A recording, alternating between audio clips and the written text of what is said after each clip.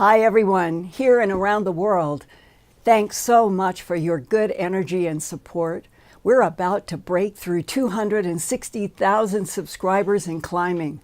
Please keep reaching out in the chat and comments with your firsthand military experiences and your abduction high strangeness with other intelligences.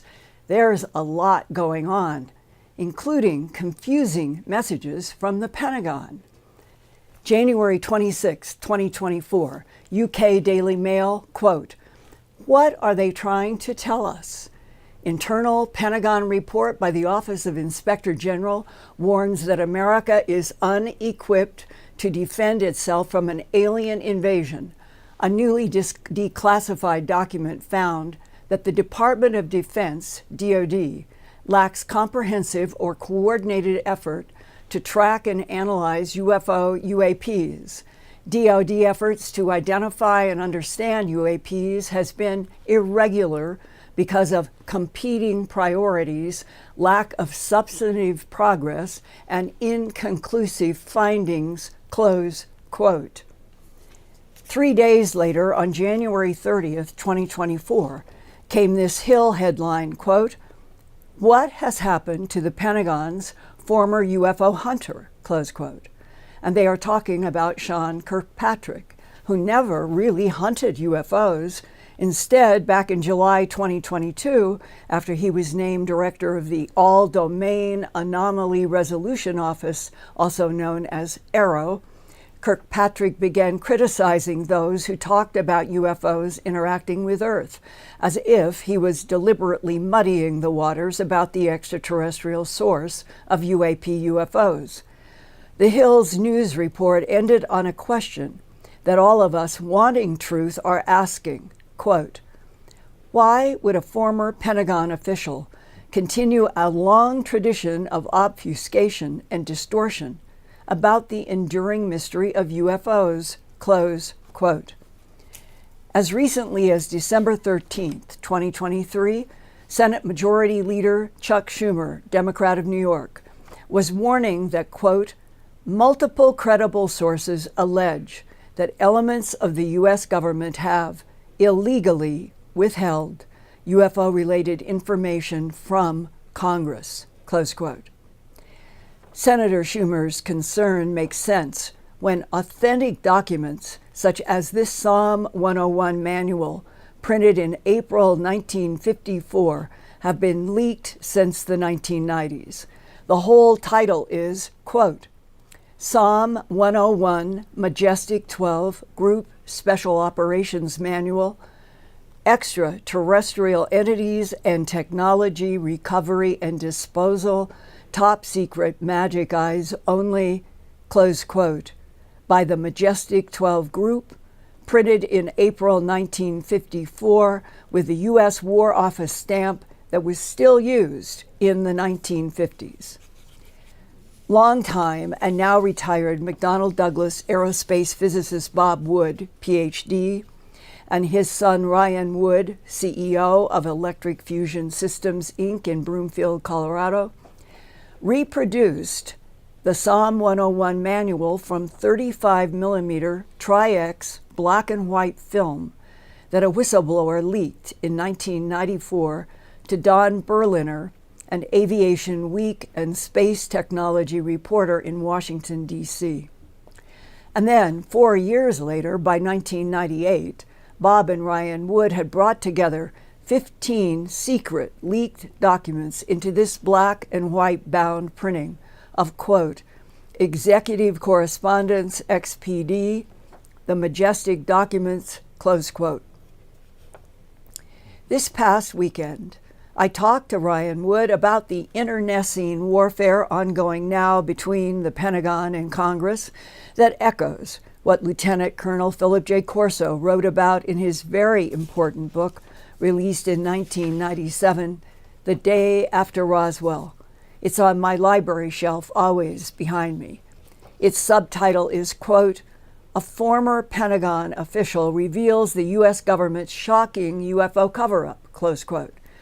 Dwight D. Eisenhower was President of the United States from January 20th, 1953, until January 20th, 1961. Colonel Corso was a member of President Eisenhower's National Security Council and former head of the Foreign Technology Desk at the U.S. Army's Research and Development Department. UFOs were a big secret then, too. And also very secret were the bloodless, trackless animal mutilations that were first reported in this genuine document, with multiple classified stamps ranging from secret and top secret to magic and ultra, and a bottom left stamp, JCS file copy, which is Joint Chiefs of Staff in the Pentagon. This leaked document, originally dated July 22nd, 1947, by authority of A.C. of S., which is Assistant Chief of Staff of G2 in the U.S. War Department. But at the bottom of the cover page, there are 1960 dated authority lines for, quote, Lieutenant General John A. Samford, Director of the NSA, which is the National Security Agency, and approved by Allen Dulles, Director of the CIA. Page 2 is further titled, quote, Top Secret, Ultra, Interplanetary Phenomenon Unit Summary Intelligence Assessment with a file reference number. Paragraph 1, quote, The extraordinary recovery of fallen airborne objects in the state of New Mexico between 4 July to 6 July 1947.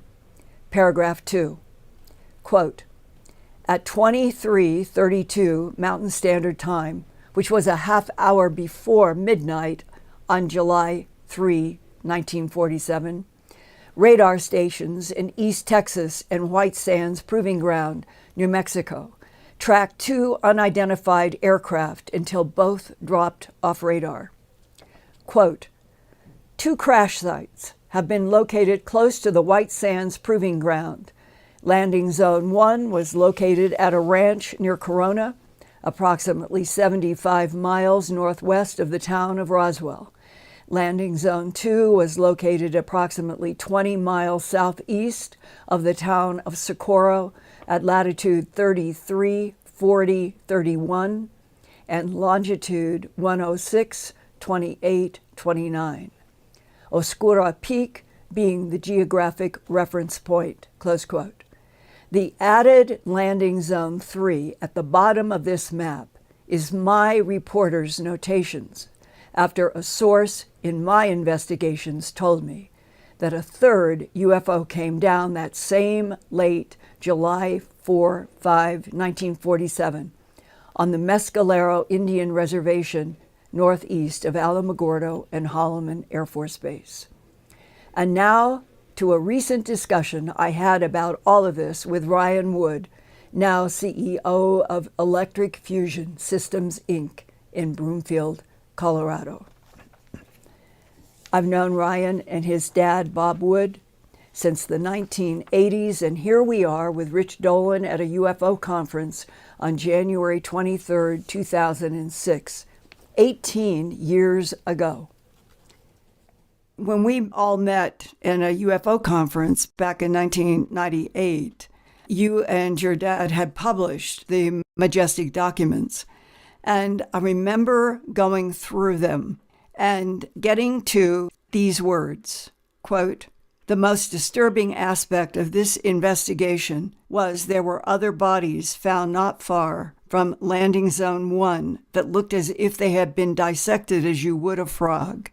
It is not known if Army field surgeons had performed exploratory surgery on these bodies.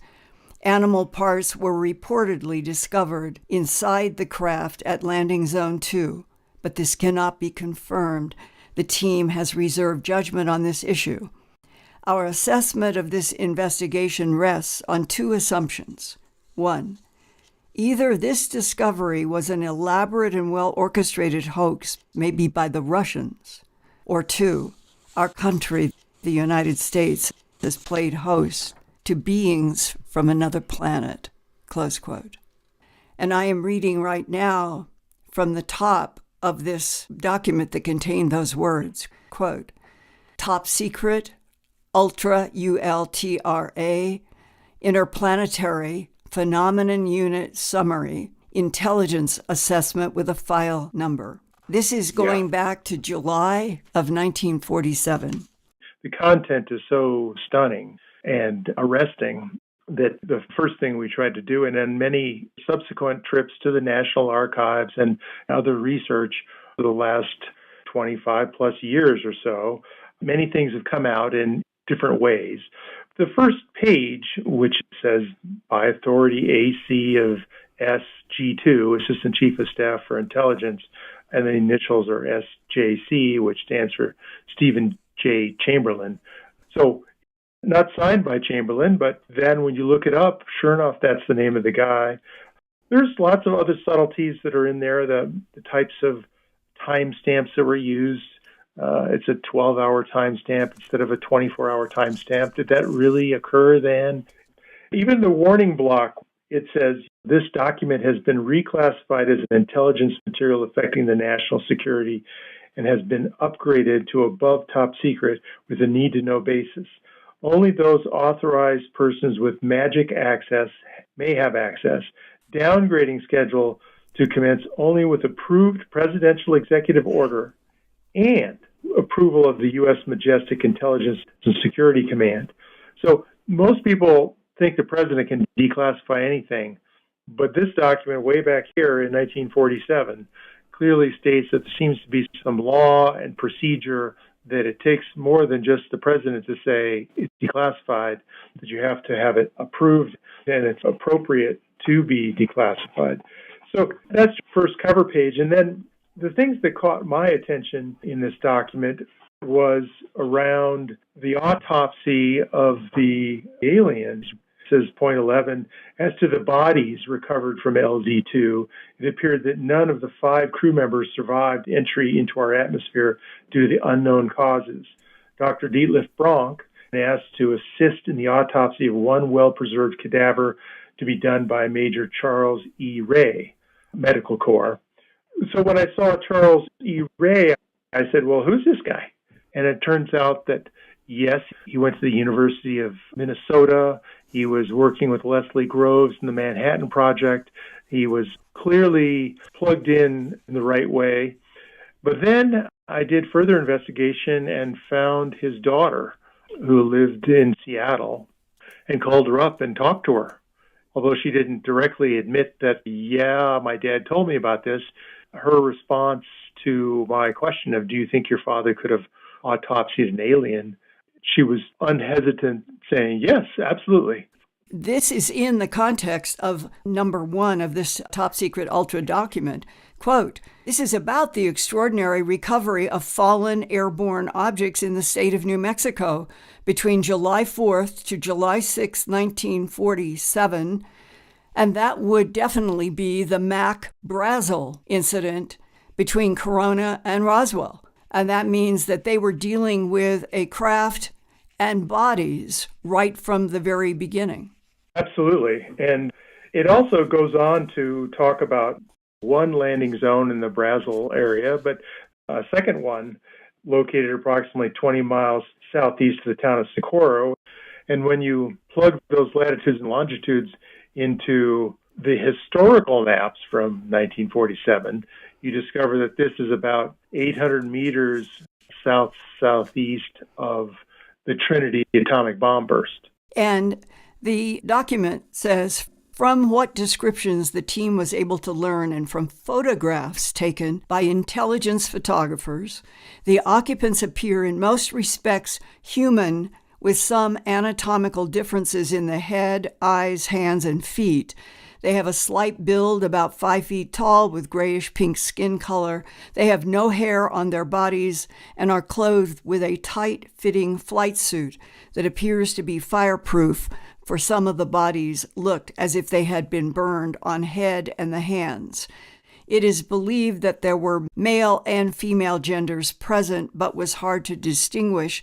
Today, as we speak, in February 2024, a long time later than July of 47, it is very clear that when it comes to these smaller gray types, that our government right now distinguishes between those that are biological and those that are AI, and those that are biological and AI cyborgs. And that would explain perhaps why at the beginning, in the 40s, when there were these crashes and our government was going out to investigate, that there was a lot of confusion about what they were dealing with. If you add Cape Girardeau from 1941, also being a UFO coming down in Cape Girardeau, Missouri, the investigators there say that the bodies went back to Washington, D.C., and that the conclusion was that there were 3 and that they were clones. And I've always wondered what it would have been like for Truman and others to hear clones, because the next question would be, where are the clone makers? That's right. The challenge with these documents, or 1947, and the shock, has got to be monumental. Which is how it would have stayed quiet. That we look at it through the chaos of today in the 21st century. And back then, one word from the president or the Joint Chiefs of Staff to anybody in those war years, keep your mouth shut. We don't know what we're dealing with, but they seem to be from outer space. We don't know from where, and we don't know why they're here. Everybody keep their mouth shut. And if you jump then to today, what is your personal perspective that we have been living since World War II, about 80 years ago, in classified reality? Everything has been classified when it comes to UFOs, ETs, what they have found, and what they know beyond Earth. They're protecting huge secrets in gravity and instantaneous communications. And is withholding of information because now aerospace all over the planet wants the extraterrestrial technology. And so it has moved from keep everything secret so the public won't be shocked to keep everything secret so we can make another $1 trillion off of X. I agree. But the question is it really just about maintaining bases on other planets or something like that that may in fact exist? So I'm thankful that Grush and the testimony came out and that they've finally acknowledged UFO crashes that I worked so hard on in 2005. And my book, Magic Eyes Only, highlights all these around the world crash events.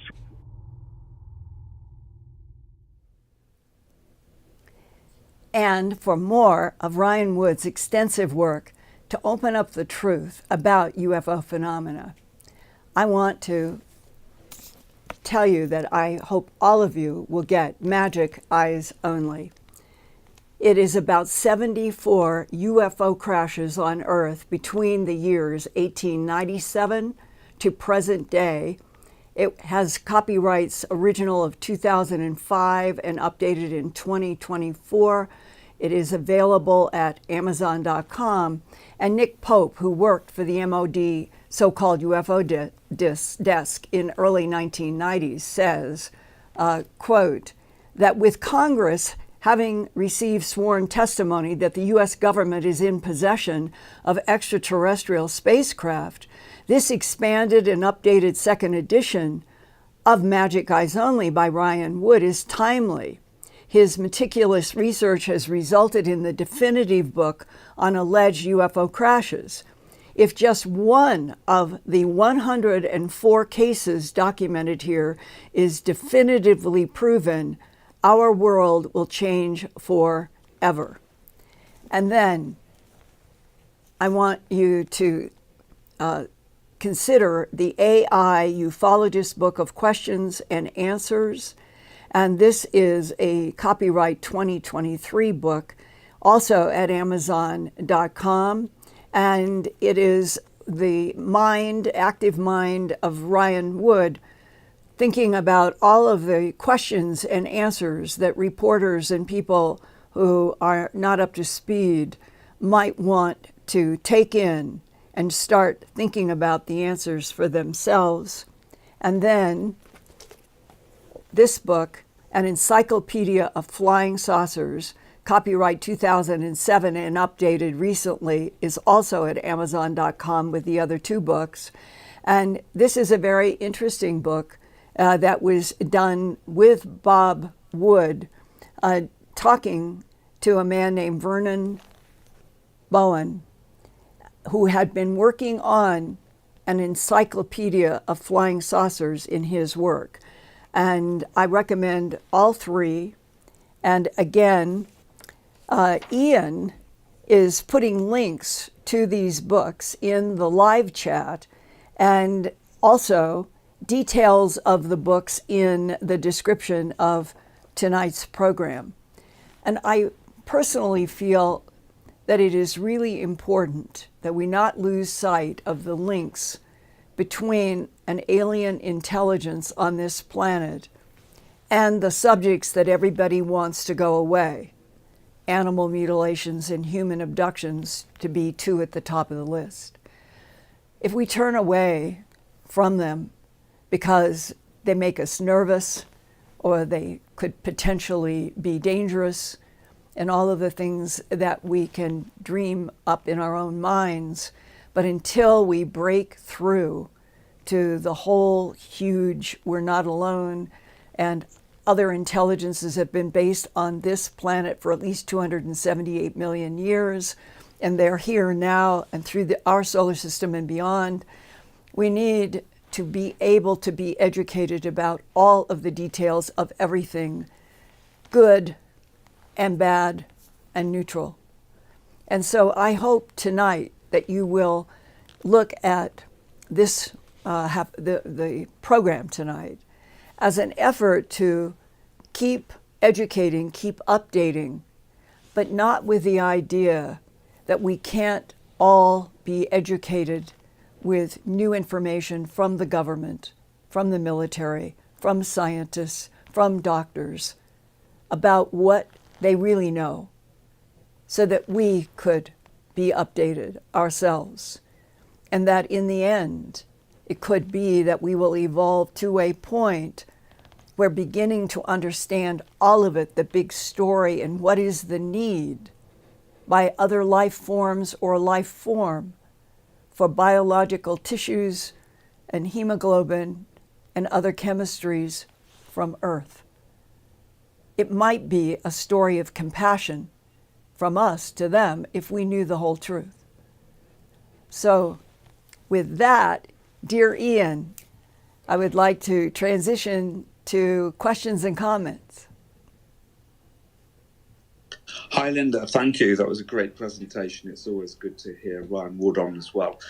I can also add that his book, The Magic Eyes Only, is an updated version, and yes, it's also including, I think it's now updated to more than 100 crashes. That's what his latest analysis is, to actually update it and include even more crashes and retrievals in that book itself.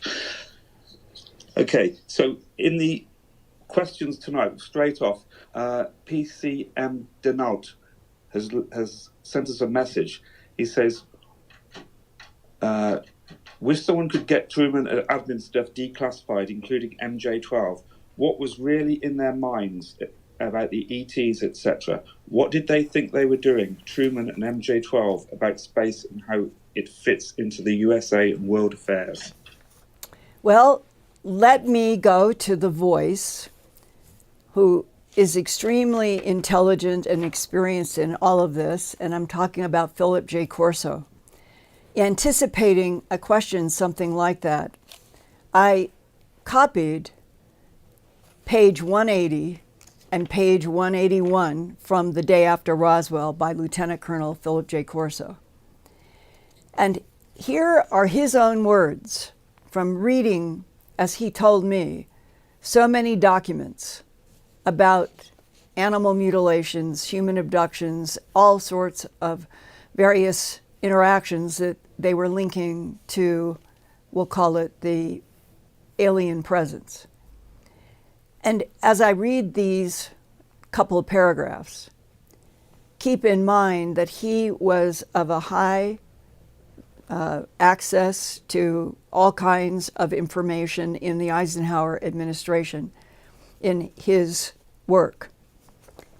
So this is Philip J. Corso writing in his own book, quote, "In the Pentagon from 1961 to 1963, I reviewed field reports from local and state police agencies about the discoveries of dead cattle whose carcasses looked as though they had been systematically mutilated, and reports from people who claimed to have been abducted by aliens and experimented upon. Local police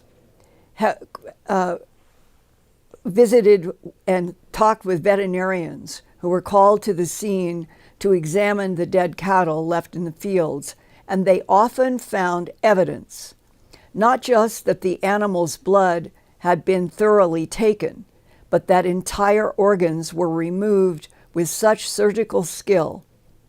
Where there was evidence of crime of someone that might have been doing it as a human, there was no such evidence.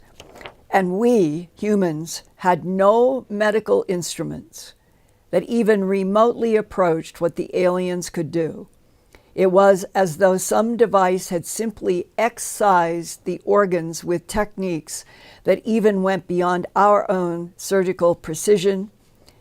And I can say that one of those organs that left many, many, many people stunned over the last 80, 90 years was to open the animal, no excision in the chest, no excision in the abdomen, but open up to do a necropsy in the field, often with a veterinarian who was with either a deputy or a sheriff.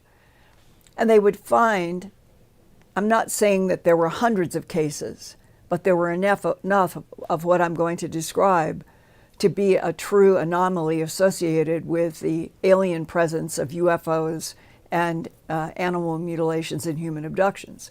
And that was, the veterinarians would open up the chest and they would find missing organs completely gone, excised perfectly.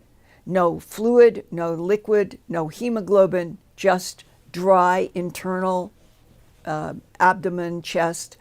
And the one that I have heard the most astonishment by both veterinarians and law enforcement was when they opened up the chest and a grown cow's heart is like 9 by 12 by 7, something like that. It's big.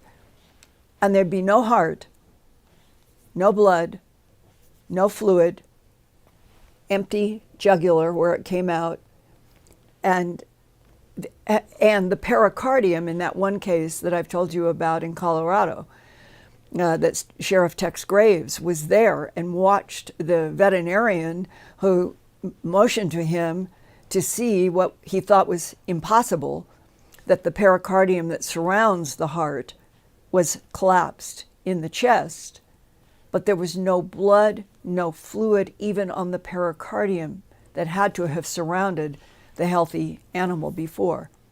And this is why, long ago, animal mutilations were the separating evidentiary cases that sheriffs and veterinarians and deputies and medical doctors and chemists who were brought in on some of these investigations, even if secretly, they knew.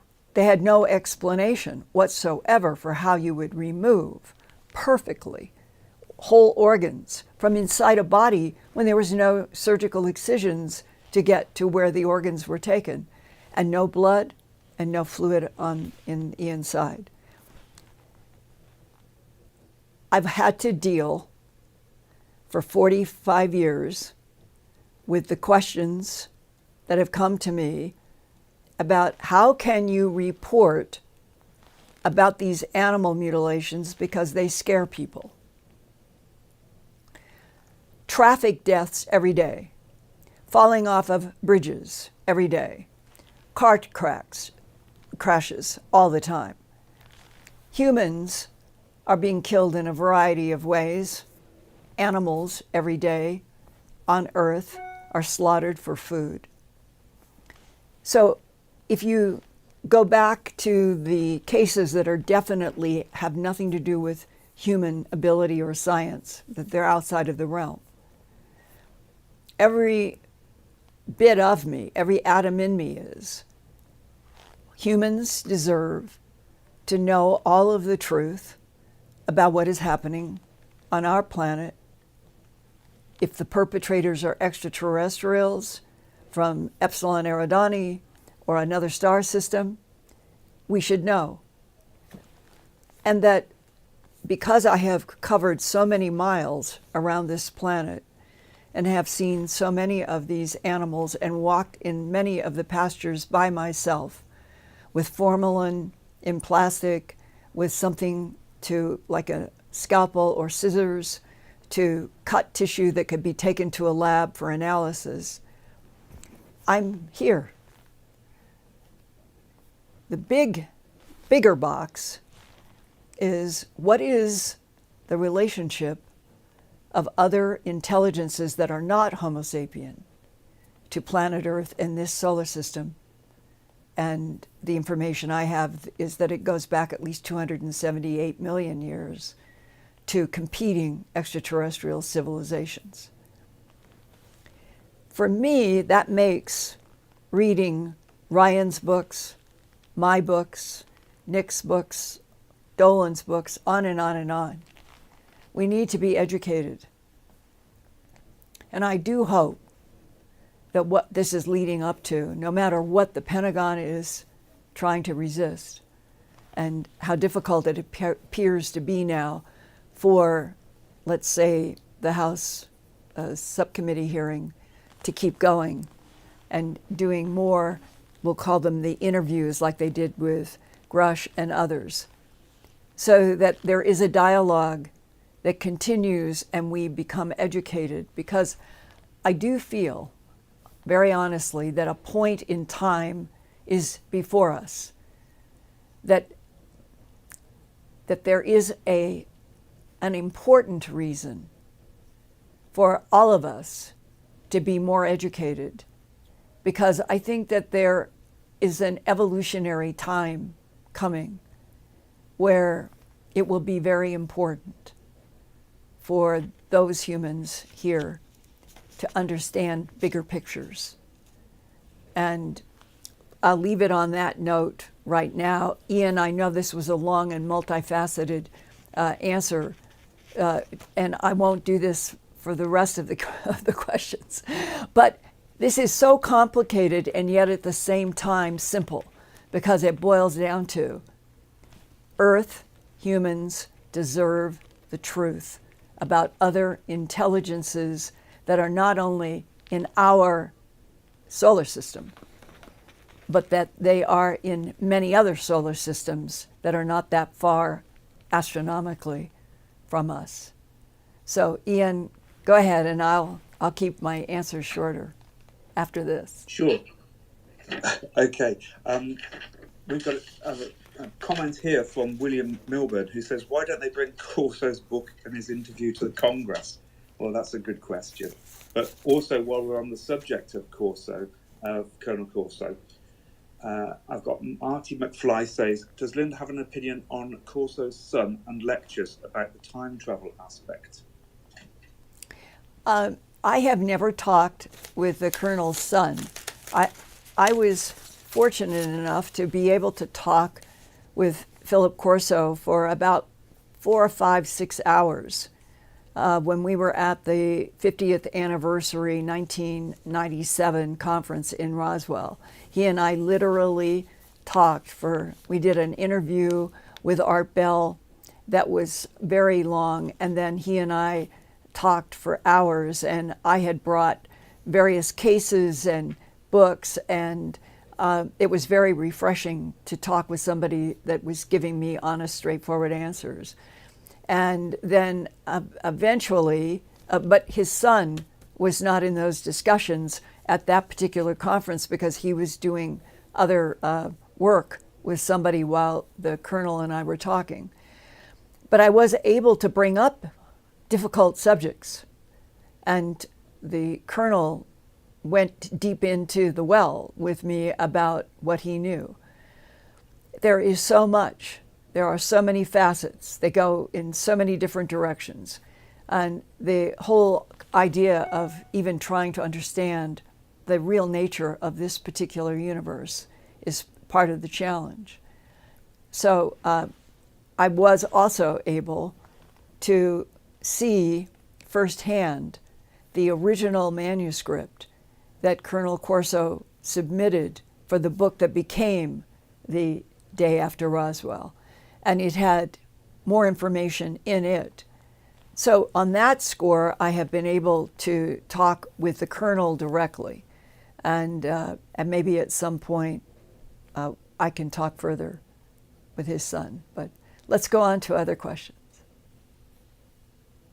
Yes, regarding the cattle mutilations, I've got two questions here. One from Tim Ambrose, who says, was there any evidence of cattle mutilations in commercial feedlots? But also, I think we can tie this in here from Ima Enigma. Were there any mutilations reported during the cattle drives in the Old West or by the indigenous American people? You would think so if this was a paranormal thing. Interesting modern phenomena. Who recorded these first? Really two good questions. And about the cattle drives, I am personally not aware of anybody ever reporting any mutilations in a cattle drive. If you have such information, I would appreciate if you'd email me at earthfiles@earthfiles.com. About the slaughterhouses and the places for preparing food and all of that, or somebody who had animals in a corral.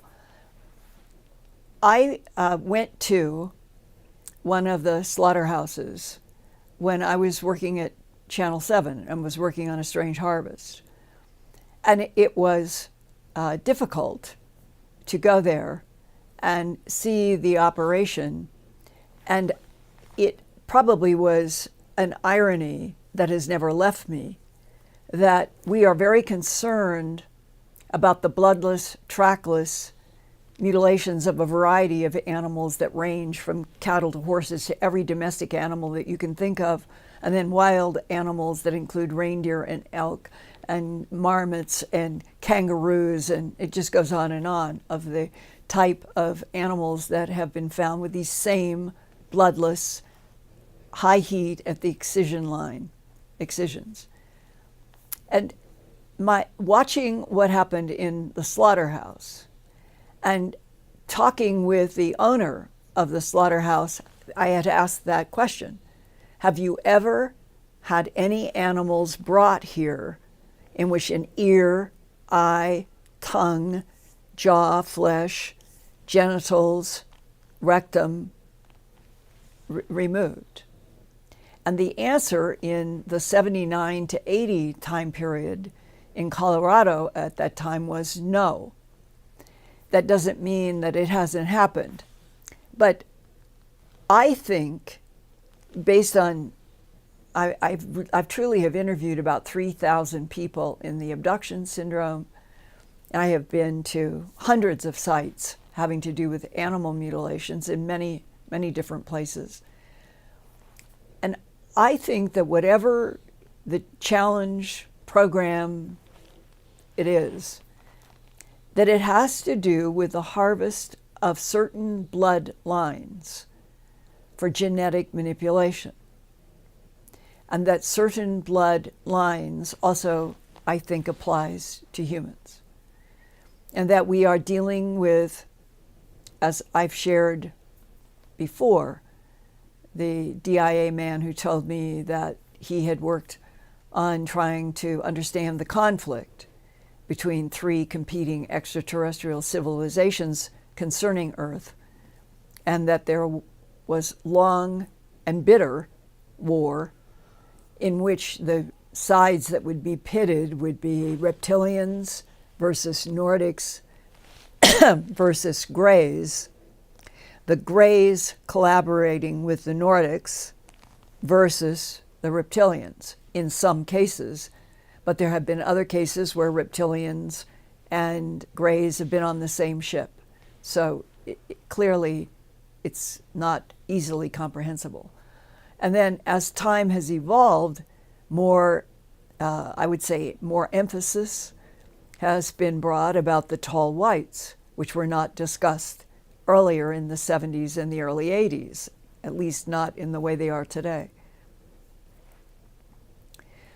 But fresh genetic material, I think, is what the goal is. Now, the why, by whom, to what end? I'm certain that the government of the United States and the UK and the allies of World War II, Australia and New Zealand and Canada, I think all of those, they have a lot of information. So I'm going to throw it back to all of you. If we don't have solid official answers about the who, what, and why, do you feel that this is information that you should know about? Or is it the who presents the information to you, in which category of context? The original non-humans working through tall whites and Nordics, working through different agencies in the United States, or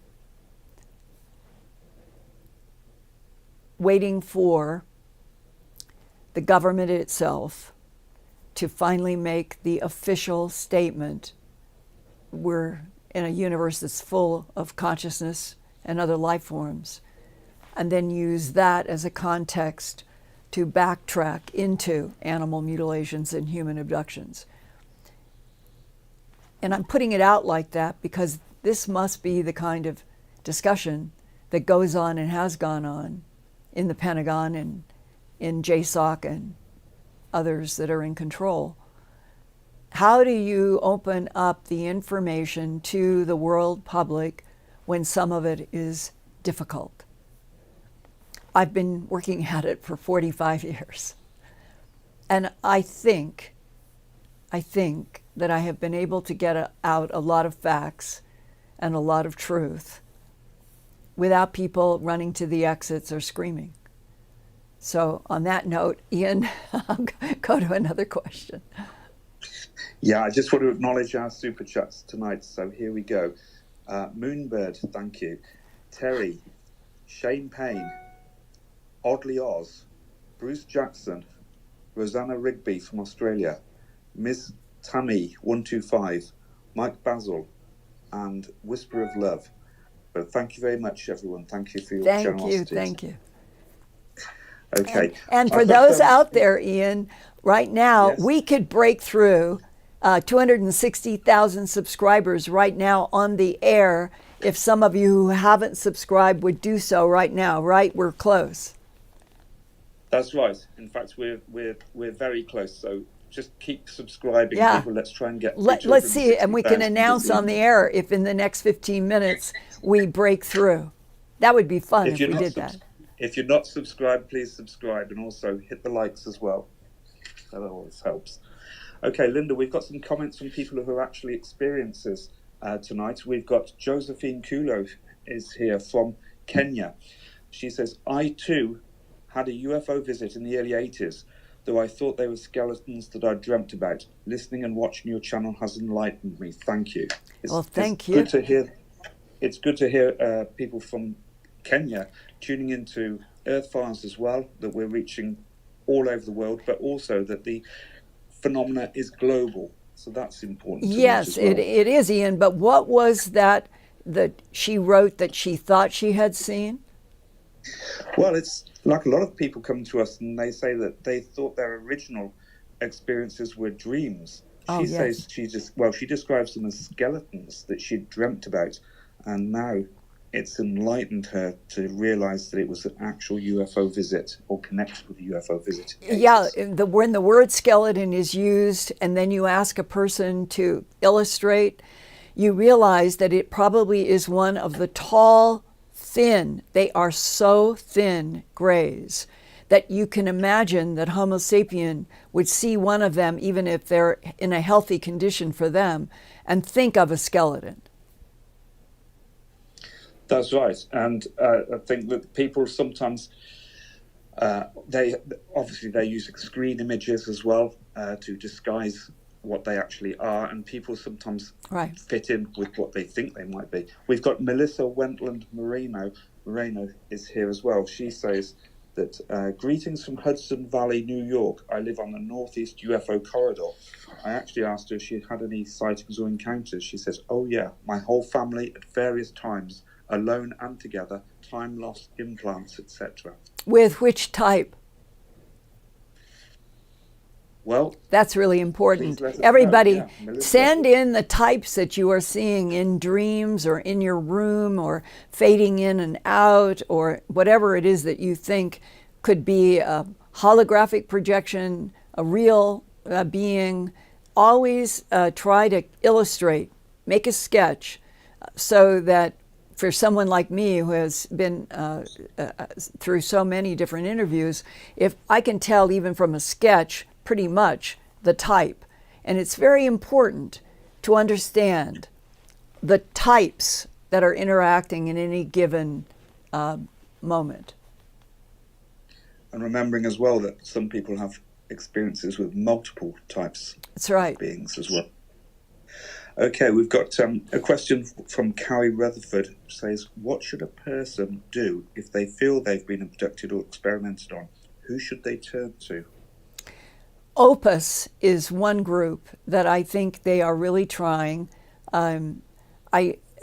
Opus has been, you can just go to your URL bar and type in OPUS, all caps. It was founded by Les Velez, a longtime friend in MUFON, and he had the, I guess you would say, angst about who do we go to? Who can we match up people in the abduction syndrome? And that's what Opus tries to do. And it's easier to just go to a website and type in OPUS, and then you'll see streams and streams of information. But they really are trying for the people who want to have hypnosis to try to recover partial memories or whole memories with deeper communication.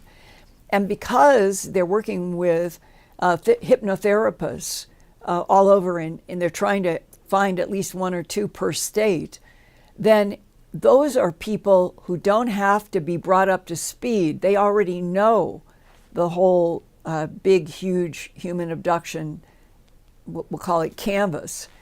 And so that makes it better for anyone who would like to work with a hypnotherapist to recover memory. Or explore the symbols that you have seen or whatever it might be. These are people that Opus knows are familiar and can work with you, hopefully, in whatever state that you are in. Go ahead. Ian. That's right, yes. And also there's several states as well also have some abduction support groups. Also, if you go to Contact in the Desert, they also do a cosmic cafe where people can share their experiences, and that helps a lot of people too. Okay, I've got some points here. Bonnie Robbins makes the point that a 1,200-pound cattle has at least 10 gallons of blood. And Aliens for Beginners podcast says, when Linda Porter was shown her defective heart on the craft, there was no blood. It seems like they have a tool for this. No, she was not shown her heart. She was shown the heart that was taken from the calf in one of the illustrations. Although, that's one scene. You're right when we were back into the room of the tubes. Sorry, I was thinking of another aspect of this. And you're right, the gray was demonstrating for her on what was supposed to be a man who was going to be put in a new body and put in Australia.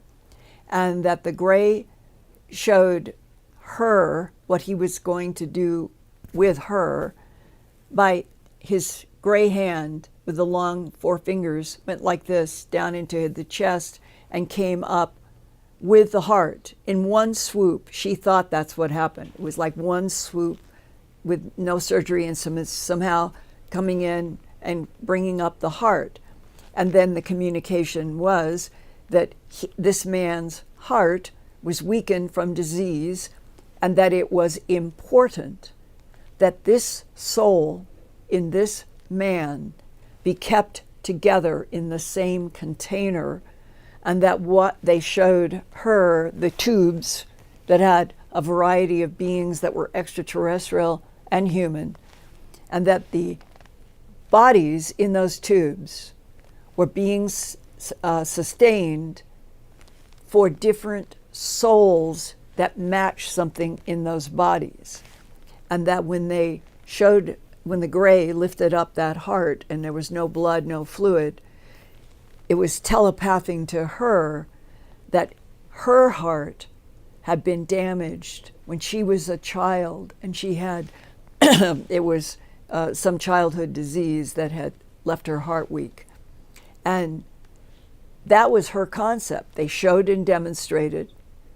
But the man that they showed the demonstration with, they either revivified him because he was ended up standing in the floor with the gray, and she saw that, and then she doesn't remember what happened. Somewhere, I remember this whole idea of, she would think, and others in my Glimpses of Other Realities, Volume 2, who have been introduced from the ETs to seeing their body or other bodies in tubes, that they were doing all of this because they were going to help her, that they were going to change her heart, and she would be in one of these tube bodies of her own, so that her soul would somehow be reunited, and then she would be placed back in life on Earth. That was sort of the overall big story. And that the man who the gray was showing this bloodless heart and talking about how there was a defect and that the man would die, and that they wouldn't allow that because that body and that soul had to stay together for a certain period of time.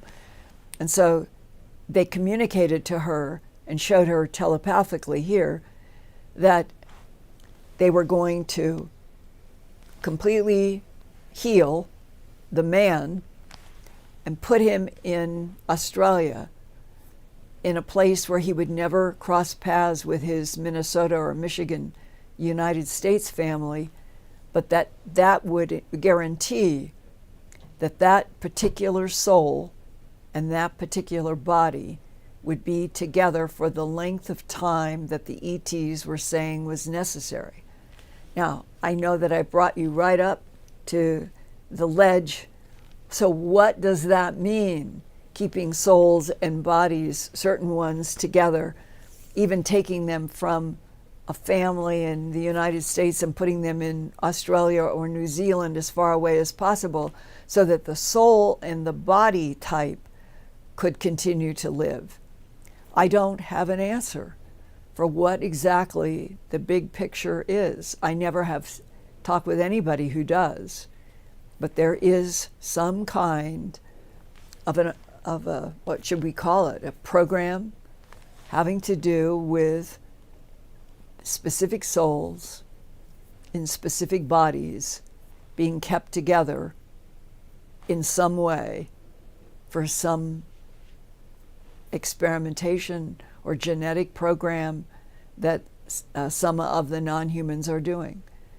I wish I had definitive evidentiary answers, but I'm still, after 45 years, it's still a huge mystery. Keeps me going 18-hour days. Go ahead, Ian.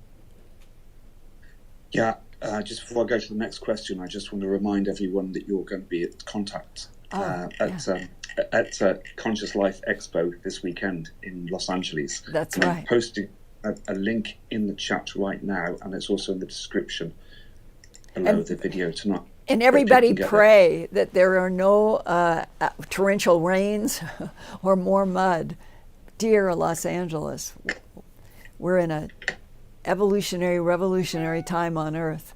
Go ahead, Ian. Okay, we've got another question about the soul. It's from CYRC. It says, this is my question. Could it be possible that we share our soul with beings out of this planet or dimension? What if our soul has different spirit projections? 12 question mark. Imagine the implication. This is where I am personally doing more reading. Where my, I guess, current thin, superficial understanding is that the soul, and here's the question to ask, is it a soul that exists in every life form, trillions of life forms? Are there trillions of soul types, plasmas, that a certain plasma that is made to absorb information in a Homo sapien versus a soul that is made for a tall white or an elephant or an octopus? When we use the word soul, are we really talking about a piece of the cosmic consciousness? Or is it even more refined that there are soul evolutions along lines, like bloodlines, soul lines, and that the non-humans that are, from my point of view, there are many different, but what they all seem to share is an interest in the human soul.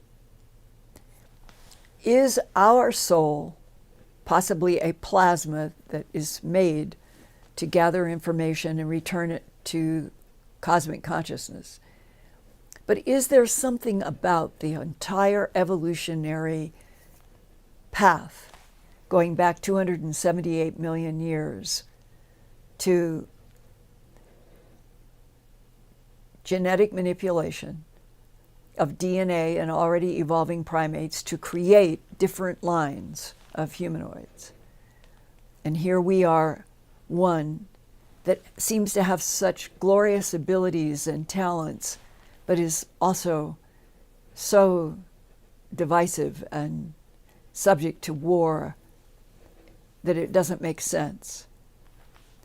We don't know, I don't know, what all of the different difficult goals, problems are that on this huge game board, that the recycling of souls in a variety of different bodies appears to be some kind of major theme in this particular universe.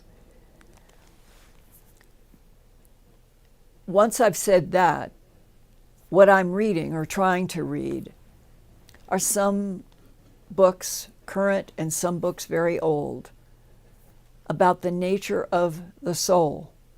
If you go into Eastern literature, there's probably more information. But the truth is, try asking a lot of people, are you aware of your soul? Do you know what your soul is?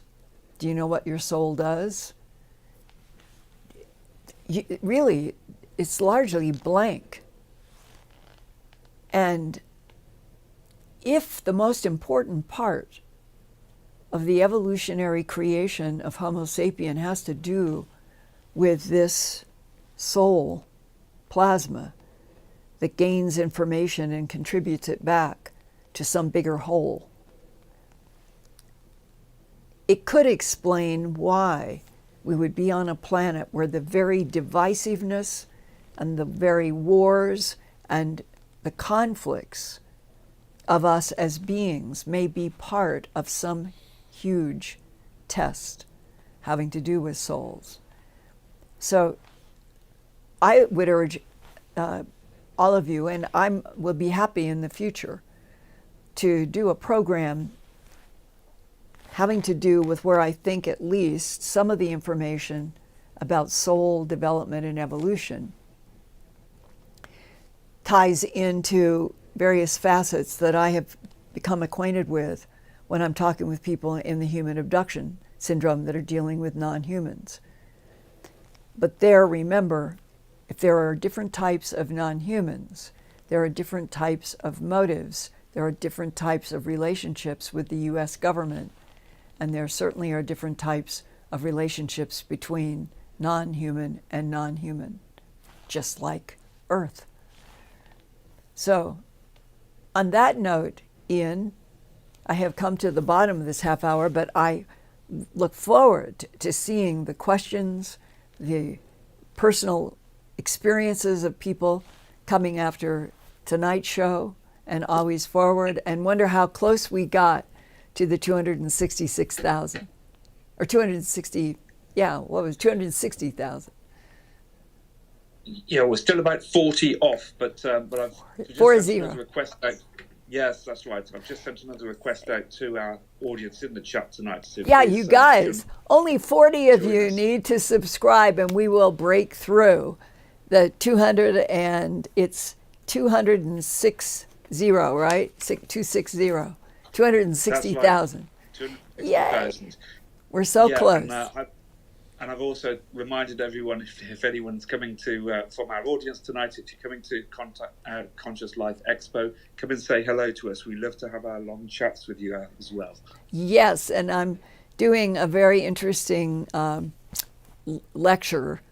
It's what they call, I think it's the open first lecture, that will be about some of the difficult aspects of human abductions and the animal mutilations, but it's not gory, it's fascinating.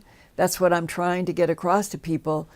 The more we learn, the better. And I'm also doing a big intensive having to do with whistleblower information that I think is especially important right now. And that's on Monday, the 12th, right, Ian? I'm doing the big whistleblower intensive on Monday, but we're doing panels, we're doing lunches, dinners, and the lectures starting on 8th, 9th, or 9th, 10th, 11th.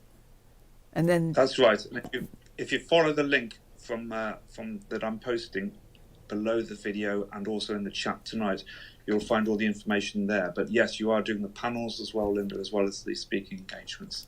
And hopefully the rain will have stopped and we will all be able to have fun at the LAX Hilton, because being in that hotel that goes up and down with all of the different things going on at the different layers is really, truly fun. Don't you think so, Ian?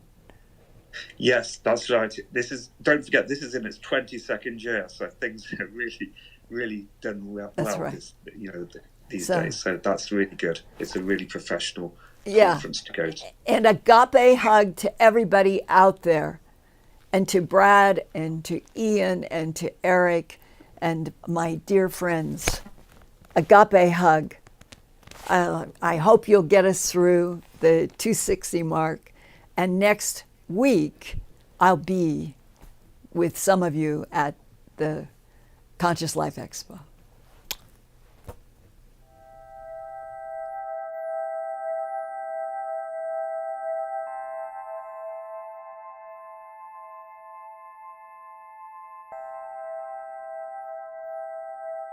Turn on closed captions for YouTube videos by clicking the white CC button on the lower right.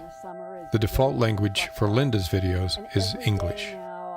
If you would like to see the captions in another language, click on the white settings button next to the CC button. Select Subtitles CC,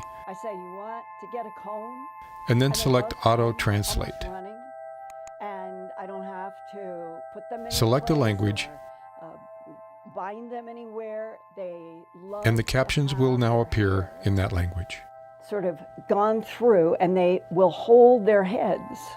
I never had a cat do that before. And they'll pull against the comb, helping me get out snarls. And I think it's the best they've ever been.